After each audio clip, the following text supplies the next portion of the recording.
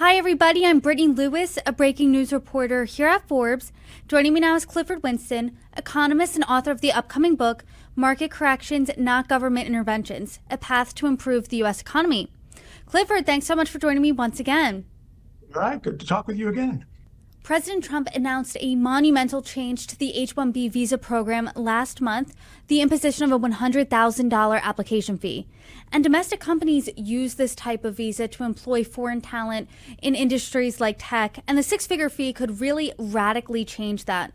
You wrote that this was just the latest example of the Trump administration's war on innovation. So to start off the conversation, talk to us about what you meant. Firms bring in talent from abroad really for reasons that have to do with just advancing their technology.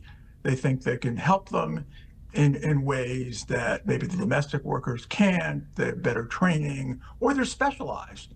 It's just something that we don't specialize in, so they get these people to do it, and it helps them.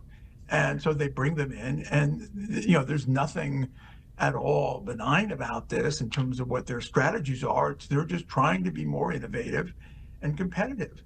And so if you're going to make it more difficult to bring in people like this, obviously it's changing the culture.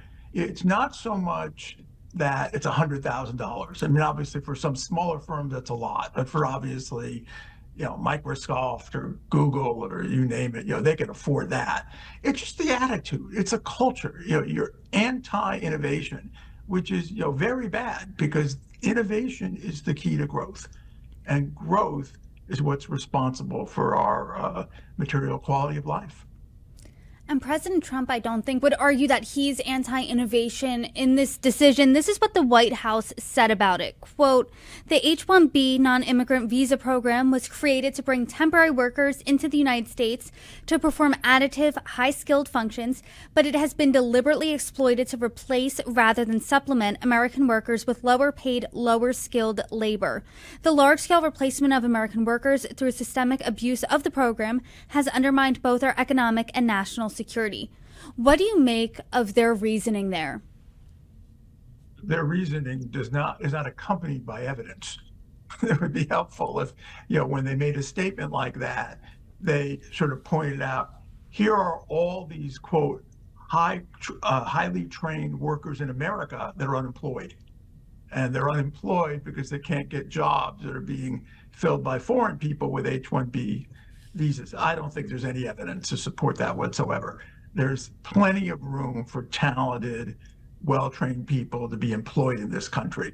And I don't think there's a shred of evidence to say that's really what's going on when our firms are bringing in foreign talent. I think they want it for specialization.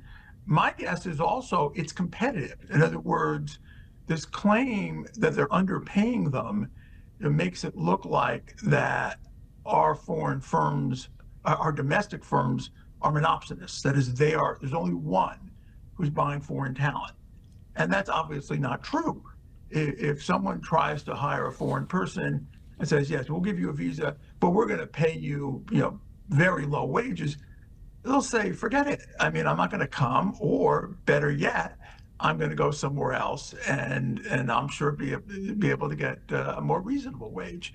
So it's not like there's only one, quote, American firm that's hiring foreign people and greatly underpaying them. That's not how it works.